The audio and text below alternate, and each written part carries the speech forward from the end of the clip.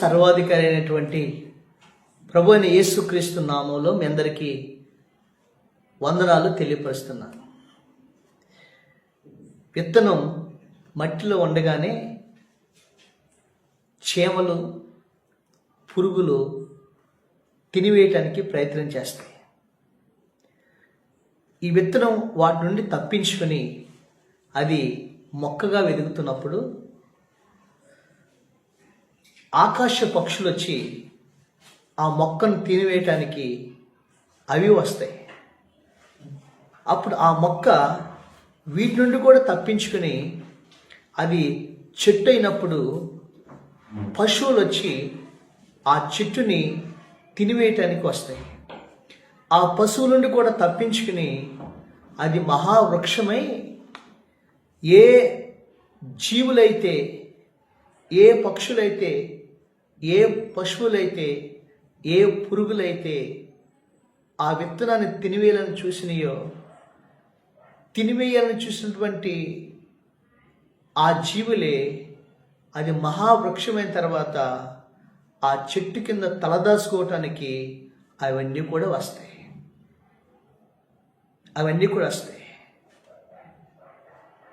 నీ జీవితంలో కూడా నీ మీద ఈర్ష్య పడుతున్నవారు, నిన్ను ఇబ్బంది పెట్టేవారు, నీ మీద అసూయ పడేవారు,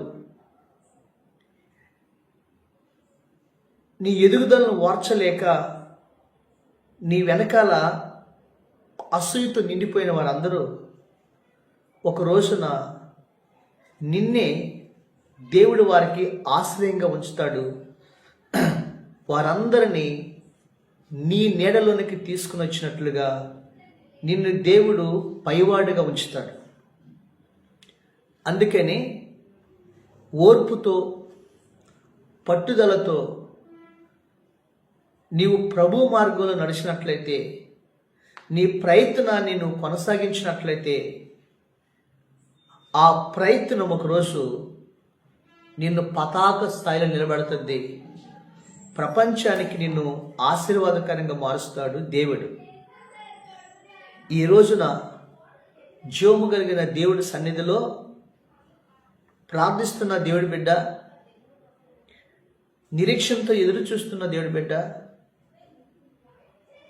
నీ విషయంలో కూడా దేవుడు అనేకులకు నిన్ను ఆశ్రయంగా చేయబోతున్నాడు దేవుడు.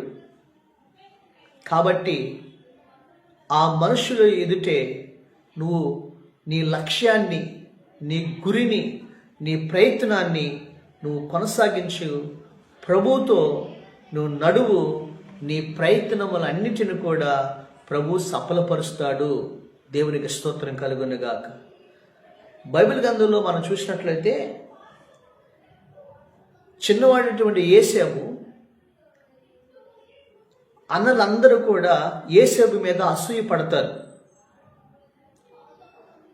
యేసేపుని చిన్న వయసులో మొక్కగా ఉన్నప్పుడే యేసేపుని దేవుడు ఒక అధిపతిగా దీవిస్తానని యేసేపు కలలో తెలియపరుస్తాడు.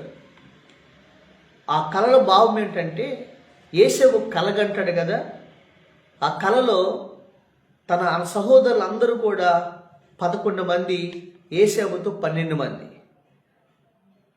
ఈ 12 మంది అన్నదమ్ముల్లో యేసేపు పొలంలో మరి మోపులు పనులు కడుతున్నప్పుడు యేసేపు పన నిలబడి ఉంటుంది. మిగతా 11 పనులు యేసేపు పనకి సాగిలు పడతాయి. ఈ కళ దేవుడు చూపించాడు. ఆ విషయం వచ్చి యేసేపు తన అన్నలకు చెప్పాడు, తల్లిదండ్రులు చెప్పాడు. వెంటనే అన్నలందరూ కూడా మనసులో ఉంచుకుని యేసేపు మీద అసూయ పడ్డారు. ఎందుకో తెలుసా? అంటే ఒక రోజున వీడికి మనందరం సాగిలు పడాలి, వీడు గొప్పవాడు అవుతాడు, అది దేవుడు చెప్పాడంట అని అన్నలు అసూయతో నిండిపోయారు యేసేపుని. యేసేపు మీద ఈర్ష్య, యేసేపు మీద అసూయతో నిండిపోయారు. ఈ వాక్యం ఆదికాండం మనం చూసినట్లయితే 37:11 చూసినట్లయితే అన్నలు యేసేపు మీద అసూయ పడ్డారంట. ఆ అభవశుభం తినటువంటి యేసేపు అన్నలకు ఒక రోజు తండ్రి భోజనం తీసుకెళ్ళమని చెప్పినప్పుడు భోజనం తీసుకొస్తూ ఉన్నాడు. అప్పుడు అన్నలందరూ కూడా విషం అసూయతో నిండిపోయినటువంటి అన్నలో వాళ్ళు ఏమన్నారు తెలుసా? అదిగో కలలుగానే వాడు వస్తున్నాడురా, ఆ కలలుగానే వాడిని ఆ కళలు ఏమవుతాయో రాని వాడిని మనం చంపేద్దామని ఇక్కడ పన్నాగాలు పండుతున్నారు.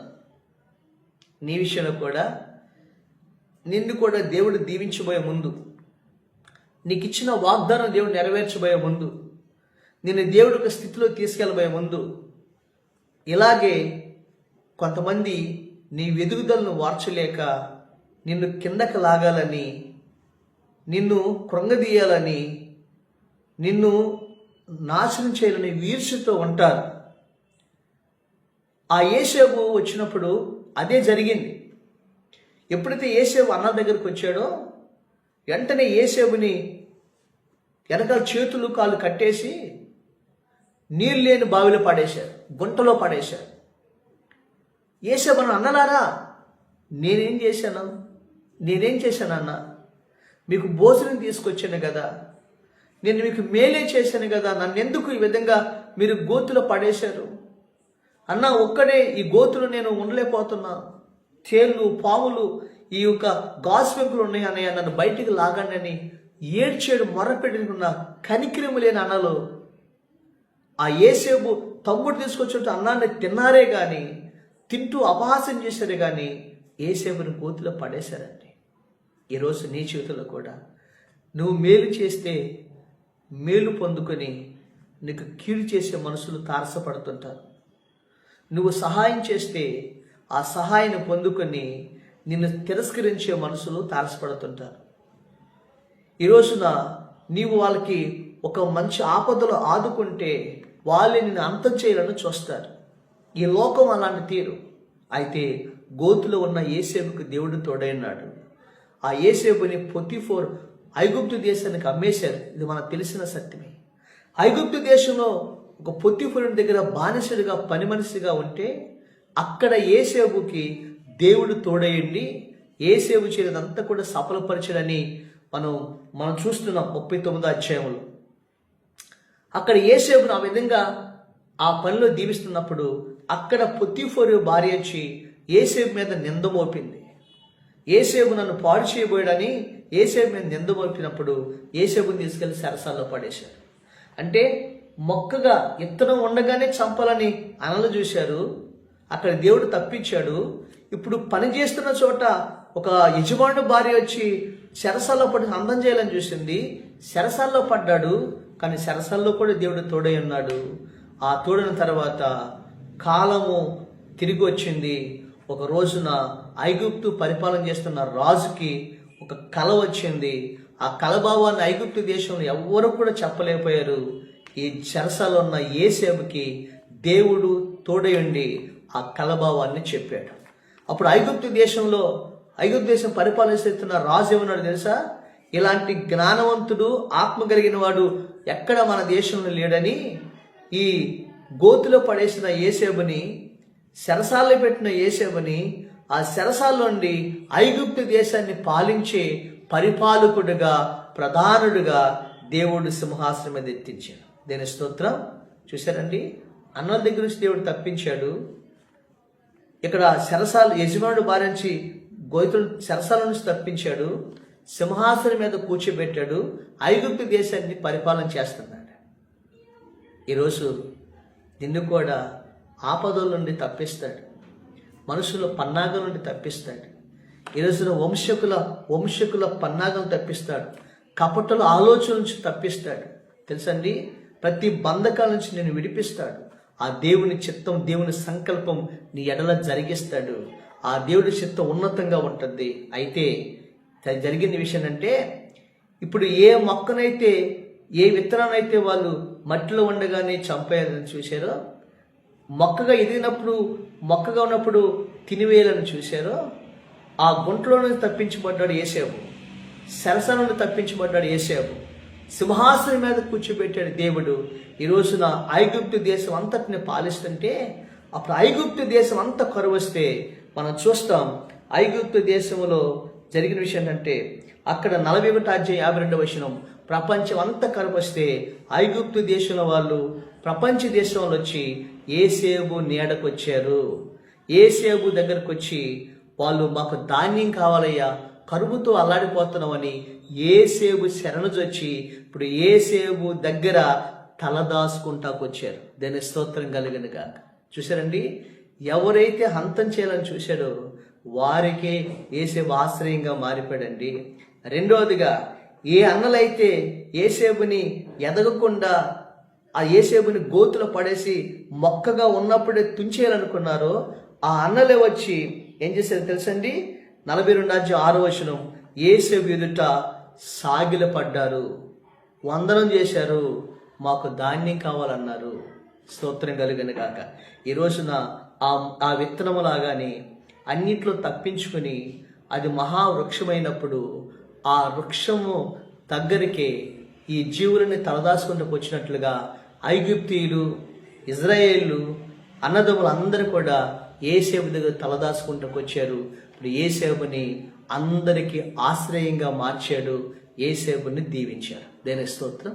ఈరోజు నిన్ను కూడా దేవుడు ఈ రోజున ఇబ్బందులో ఉండొచ్చు, ఇరుకులో ఉండొచ్చు, బాధలో ఉండొచ్చు, ఈ రోజున లేమిలో ఉండొచ్చు, కష్టములో ఉండొచ్చు. కానీ దేవుడి చేతుల్లో నువ్వు ముందుకు సాగిపో. ఓర్పుతో, విశ్వాసముతో, నిరీక్షణతో ముందుకెళ్ళు. దేవుడు ముందుకు నీకు మంచి గతిని దేవుడు ఇవ్వబోతున్నాడు. నీ దేవుడు నిన్ను మహోన్నతమైన వ్యక్తిగా నిలబెట్టబోతున్నాడు. దేవుని స్తోత్రం. అందుకనే యెషయా గ్రంథము 60:14 చెప్తున్నాడు, నిన్ను బాధపరిచి వారి సంతానపు వారు వచ్చి నీ ఎదుట సాగిలపడుదురు. 60:14 యెషయా గ్రంథం. నిన్ను తృణీకరించి వారందరూ వచ్చి నీ పాదముల మీద పడుదురు అని ప్రభు చెప్తున్నాడు. దేవుని స్తోత్రం. యోసేపు కూడా అంటాడు 50:20 ఆదికాండము 50:20 అంటాడు యోసేపు కూడా, మీరు నాకు కీడు చేయ ఉద్దేశించారు కానీ నేటి దినాన మిమ్మల్ని అందరినీ బ్రతికించడానికి నా దేవుడు నాకు మేలు చేసాడు అన్నాడు. ఈ రోజున నాకు మేలు చేశాడు అన్నాడు. ఈ రోజున నీ జీవితంలో ఎన్ని పన్నాగాలు పడుతున్నా, ఎన్ని కీడులు వస్తున్నా, ఆ విత్తనాన్ని ఏ విధంగా తప్పించుకుంటూ, మొక్కని తప్పిస్తూ, చెట్టును తప్పిస్తూ ఒక మహావృక్షంగా చేసి ఆ చెట్టు నీడకి తలదాచుకోవటానికి ఆ చంపాలనుకున్న జీవులన్నీ వచ్చి తలదాచుకున్నట్లుగాని నిన్ను అంతం చేయాలని, నిన్ను నాశనం చేయాలని, ప్రభు నిన్ను కొంట్లో పడాలని, నీకు కీడు పెట్టిన వాళ్ళందరూ ఒక రోజున నీ పాదం ఎదుట సాగిలిపడేటట్లుగా, ఈ రోజున నీ ఎదుట మోకరిల్లేటట్లుగా, నీవే వాళ్ళందరికీ ఆశ్రయంగా ఉన్నట్లుగా అలాంటి అత్యున్నత స్థానములో దేవుడు నిన్ను దీవించబోతున్నాడు. కాబట్టి నువ్వు కూడా యోసేపు వలె విశ్వాసముతో, ఓర్పుతో, పట్టుదలతో నీ ప్రయత్నాన్ని కొనసాగించు. నీ గమ్యాన్ని చేరు. విశ్వాసమునకు కర్తయు దాన్ని కొనసాగించు. దేవుని వైపు చూడు. ఆ వాగ్దాన ఫలం పొందుకో. అనేకులకు నువ్వు ఆశ్రయముగా దేవుడు నిన్ను నిలబెట్టునుగాక. ఆమె. పరిశుద్ధుడు అయిన మా తండ్రి, ఇచ్చినటువంటి ఈ వాగ్దానం అందరి జీవితంలో మీరు నెరవేర్చి, ఏ బిడ్డైతే ప్రభు నీ సన్నిధిలో ఈ వాక్యం విన్నారో అట్టి రీతిగా వాళ్ళందరినీ కూడా ప్రభు ఆశ్రయంగా, దీవెనకరంగా ఉంచమని యేసు నామమున అడుగుచున్నాము తండ్రి.